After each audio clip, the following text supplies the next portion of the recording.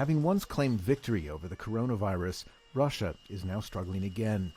A growing crisis fueled by the new Delta strain of the virus and Russians' reluctance to vaccinate. Just 12% of Russia's population has been vaccinated thus far, say experts, despite the government having unveiled its Sputnik V vaccine to much fanfare at the beginning of the year.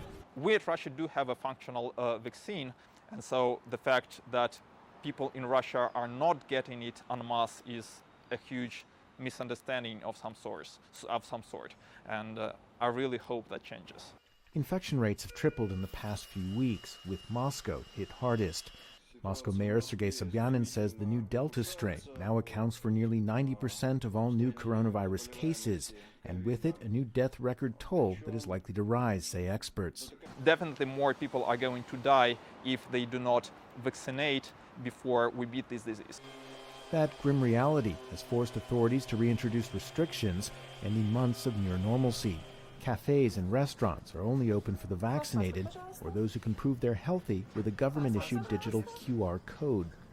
State entities and service sector businesses must also ensure at least 60% of staff are vaccinated within a month, forcing some to choose between their job or the needle. Like most people, I'm here because my employer said I had to get vaccinated.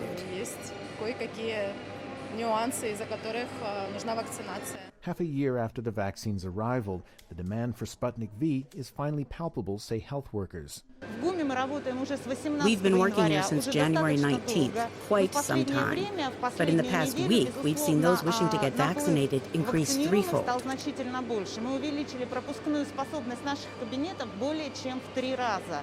President Vladimir Putin has joined the campaign, ending months of speculation to say he too was vaccinated by Russia's Sputnik V out of the public eye.